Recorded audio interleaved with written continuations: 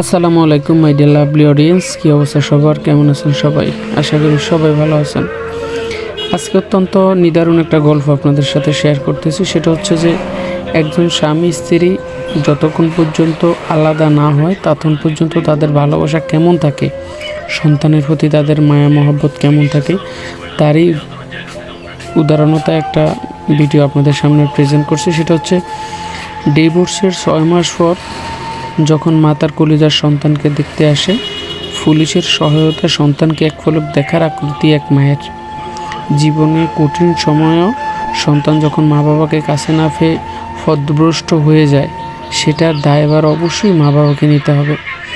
ছোট্ট বাচ্চাটার মনে কত আক্ষেপ থাকলে গর্ভধারিণী মায়ের চেহারার দিক না তাকিয়ে থাকতে পারে?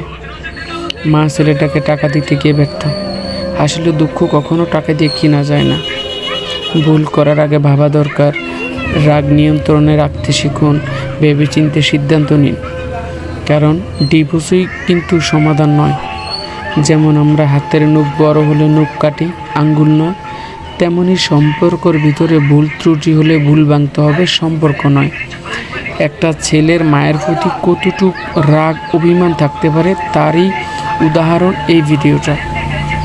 একটা ছেলে মায়ের কাছে কত ভালোবাসা পায়, কিন্তু যখন এক পর্যায়ে তাদের ছাড়াবাড়া হয়ে যায়, যখন ছেলেটা বাবার কাছে থাকতে অভ্যস্ত হয়ে যায়, তখন মা নামক নামটা শুনলে তার ঘৃণা জন্ম হয়।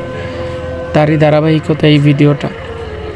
দেখতে পাচ্ছেন ছেলেটা একটি বারের জন্য তার মায়ের দিকে তাকায়নি, কারণ তার রাগ অভিমান এতটা ক্ষোভ তাকে জন্ম দিয়েছে। মা অনেকবার চেষ্টা করছে তাকে টাকা দিতে, সে নেয়নি, কারণ যে সময় মতো ভালোবাসা পায়নি। টাকা দিয়ে কী হবে, এটাই ছিল ছেলের আক্ষেপ। তাই কোনো কিছু করার আগে অন্তত বেশি বেশি করে একটু ভাবুন, ভাবার পরে যা মনে আসে সিদ্ধান্ত নিন। কারণ আমরা জানি হারালে সব জিনিসই কদর বাড়ে, থাকা অবস্থায় কেউ কদর বোঝে না। তাই সবাইকে সতর্ক থাকার অনুরোধ রইল। ঠিক আছে, সবাই ভালো থাকবেন। আসসালামু আলাইকুম।